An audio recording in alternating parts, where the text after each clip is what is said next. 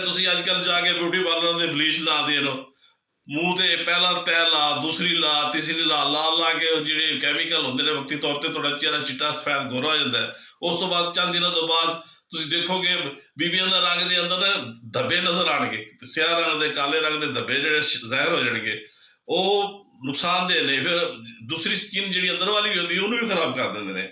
ਇਸ ਵਾਸਤੇ ਤੁਸੀਂ ਇਹਨਾਂ ਬਾਜ਼ਾਰ ਵਾਲੇ ਕੈਮੀਕਲਾਂ ਨੂੰ ਛੱਡੋ, ਸੈयद ਮੁਹੰਮਦ ਅब्बास शाह ਦਾ ਪੀਰ ਦਾ ਜ਼ਵਾ ਕੇ ਦੇਖੋ ਕਿਵੇਂ ਨੁਕਸਾ ਤੁਹਾਨੂੰ ਗੋਰਾ ਤੇ ਚਿੱਟਾ ਕਰਦਾ ਹੈ, ਸਫੈਦ ਕਰਦਾ ਹੈ। ਅਗਲਾ ਨੁਕਸਾ ਬਿਸਮਿल्लाह रहमान रहीम अस्सलाम वालेकुम। यूट्यूब के चैनल तो सैयद मुहम्मद अब्बास शाह हाजिर होया जी। मेरी तरफों सब नूं सलाम अर्ज। अज का मेरा टॉपिक होएगा चेहरे की खूबसूरती वास्ते, उसकी छाइयां नूं खत्म करने वास्ते ते रंग गोरा करने वास्ते। मेरिया मावां ते भैणां बेटियां जो अक्सर मैं देखना जो बीमारी की हालत उन्होंने बीमारी मरज भी मुबतला होती है ना, तो चेहरा खराब हो जाता है, चेहरे के दाने निकले हुए, छाइयां पई हुई ते होंठ काले, दाग और धब्बे।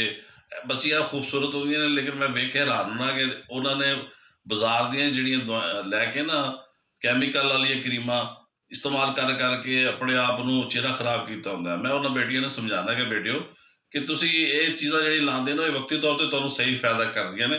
अगर तुसी नुस्खा कोई अच्छा तिब दा या ऐसी चीज़ इस्तेमाल करोगे तुहाडे खून के अंदर भी फायदा करे और जिल्द भी सही करे, तो फिर मैं उन्होंने ये मशवरा दिता कि साढ़े तिब विच बेटे हैगे ने नुस्खे, असीं क्यों ना कि असीं तुहाडा इलाज करांगे। इंशाअल्लाह मैं अगर इलाज ही कर सकना तो तुहाडे चेहरे का भी इलाज कर सकना।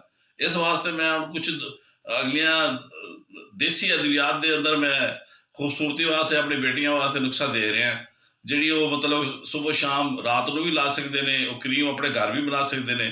कुछ मसाज इस तरह का कि 15 तो 20 मिनट लाने वास्ते उसका चेहरा बिल्कुल साफ हो जाएगा और गोरा हो जाएगा, सफेद हो जाएगा।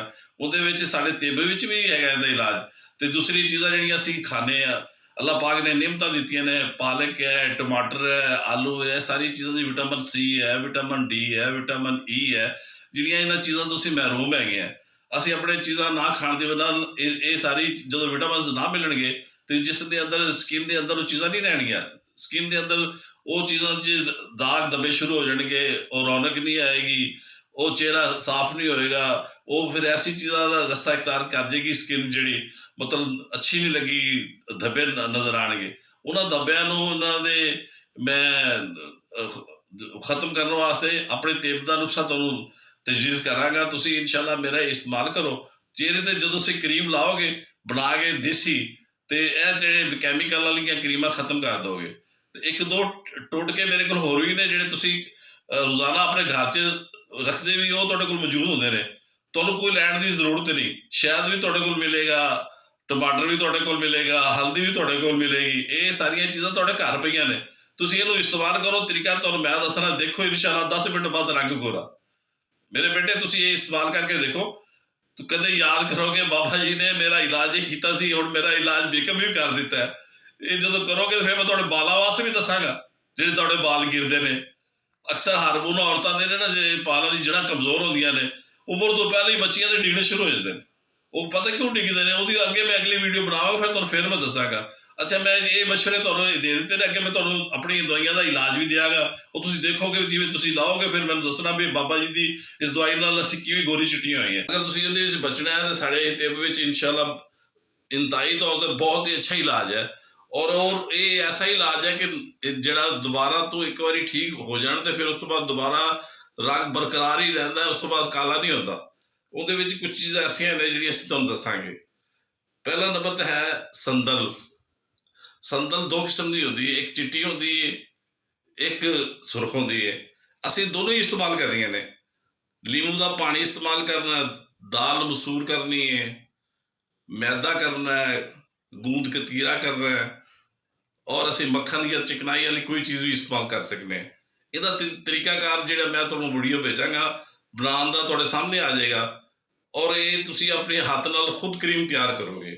रात को सौण लगे 2 टाइम लानी है, दिन में भी ला सकते हो, ऐसी कोई परेशानी वाली नहीं। इस क्रीम का इस्तेमाल करने नाल तुहाडे चेहरे के जितने दाग ने जितने धब्बे ने खत्म हो जाएंगे, चेहरा चमकदार हो जाएगा, मुलायम हो जाएगा, रंग थोड़ा बिल्कुल गोरा हो जाएगा।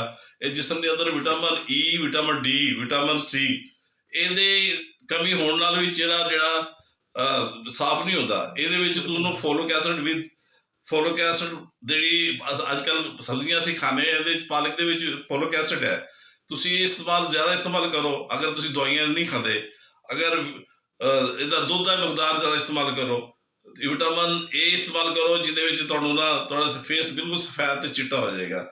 ਇਹ ਬਣਾਉਣ ਦਾ ਤਰੀਕਾ ਤੁਹਾਡੇ ਸਾਹਮਣੇ ਮੇਰਾ ਇਸ਼ਤਿਹਾਰ ਆ ਰਿਹਾ ਹੈ। ਉਸ ਇਸ਼ਤਿਹਾਰ ਨੂੰ ਜਦੋਂ ਤੁਸੀਂ ਦੇਖੋਗੇ, ਉਹਦੇ ਮੁਕਦਾਰ ਤਰੀਕੇ ਦੇ ਨਾਲ ਲਗਾਉਣਾ ਜੇ।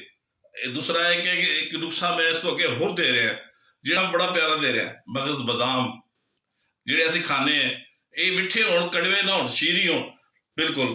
ਦੂਸਰਾ ਬੇਸਨ, ਤੀਸਰਾ ਮਗਜ਼ ਖਰਬੂਜ਼, ਉਸ ਤੋਂ ਬਾਅਦ ਮਗਜ਼ ਖੀਰਾ, ਸੰਦਲ ਸਫੈਦ ਤੇ ਸੁਰਖ।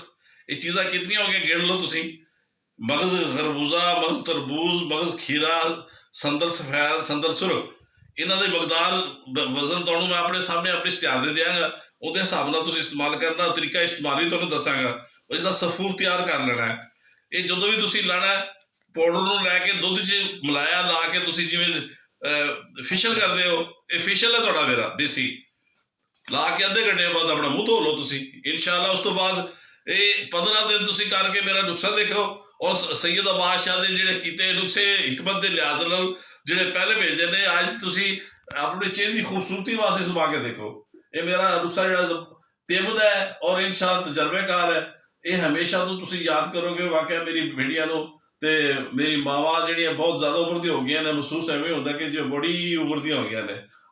ਇਹ ਉਮਰ ਤੁਹਾਡੀ, ਅਗਰ ਤੁਸੀਂ ਚਿਹਰੇ ਨੂੰ ਸੋਹਣਾ ਰੱਖੋਗੇ, ਬਰਕਰਾਰ ਰੱਖੋਗੇ, ਮਾਸ਼ਰੇ 'ਚ ਰਹਿ ਕੇ ਸਾਹਮਣੇ ਲੋਕਾਂ ਦੇ, ਖਾਨਦਾਨ ਦੇ, ਬੇਟੀਆਂ ਦੇ ਸ਼ਾਦੀਆਂ ਦੇ ਆਓਗੇ ਤਾਂ ਤੁਸੀਂ ਸੋਹਣੀਆਂ ਅੱਛੀਆਂ ਲੱਗਣਗੇ।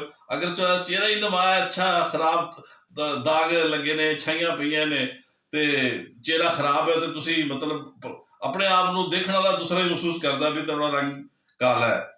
ਕਾਲਾ ਅਗਰ ਚਿੱਟਾ ਕਰਨਾ ਤਾਂ ਤੁਸੀਂ ਪੀਰ ਅਬਾਸ ਸੈਯਦ ਮੁਹੰਮਦ ਅਬਾਸ ਸ਼ਾਹ ਦੇ ਇਸ ਟੋਟਕੇ ਨੂੰ, ਇਸ ਦੇਸੀ ਤਿਬ ਦੀ ਦਵਾਈਆਂ ਨੂੰ ਇਸਤੇਮਾਲ ਕਰੋ। ਇੱਕ ਹੋਰ ਅੱਗੇ ਤੁਹਾਡਾ ਛੋਟਾ ਜਿਹਾ ਤੁਹਾਡਾ ਘਰ ਬੈਠੇ ਤੁਹਾਨੂੰ ਤਰੀਕਾ ਬੜਾ ਜ਼ਬਰਦਸਤ ਦਿਆਂਗਾ, ਜਿਹੜਾ ਤੁਸੀਂ ਨਾ ਆਪਣਾ ਮਸਾਜ ਕਰੋਗੇ।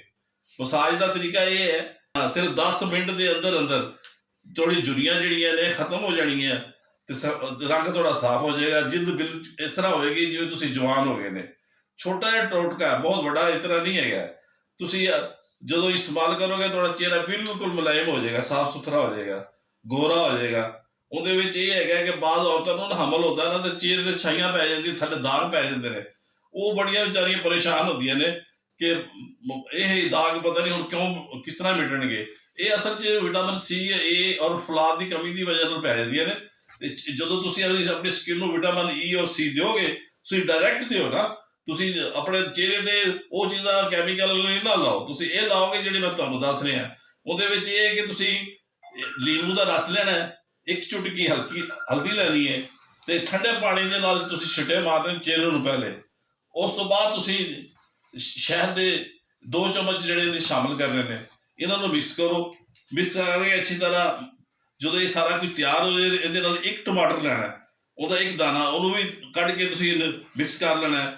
ਇਹ ਜਦੋਂ ਸਾਰਾ ਮਿਕਸਚਰ ਬਣ ਜਾਏਗਾ, ਇਹ ਮਿਕਸਚਰ ਸਿਰਫ ਤੁਸੀਂ ਚਿਹਰੇ ਤੇ 15 ਮਿੰਟ ਲਾਣਾ। 15 ਮਿੰਟ ਲਾਉਣ ਤੋਂ ਬਾਅਦ 15 ਮਿੰਟ ਤੁਸੀਂ ਆਪਣਾ ਚਿਹਰਾ ਧੋ ਲਓ। ਇਨਸ਼ਾਅੱਲਾ ਤੁਹਾਡਾ 10 ਮਿੰਟ ਤੋਂ ਬਾਅਦ ਰੰਗ ਥੋੜਾ ਗੋਰਾ ਹੋ ਜਾਏਗਾ। ਇੱਕ ਨੁਕਸਾ ਤੁਹਾਨੂੰ ਮੈਂ ਹੁਣ ਦੇਣ ਲੱਗਿਆ, ਉਹ ਸ਼ਹਿਦ ਦੇ ਵਿੱਚ ਸਾਡੇ ਕੋਲ ਹੈ। ਵੀ ਸ਼ਹਿਦ ਦੇ 2 ਚਮਚ ਖੁਸ਼ਕ ਦੁੱਧ ਜਿਹੜਾ ਅਸੀਂ ਇਸਤੇਮਾਲ ਕਰਨੇ ਆ, ਬੱਚਿਆਂ ਨੂੰ, ਬੇਬੀ ਨੂੰ ਪਵਾਉਂਦੇ, ਵੈਸੇ ਵੀ ਸਾਨੂੰ ਮਿਲ ਜਾਂਦਾ ਹੈ।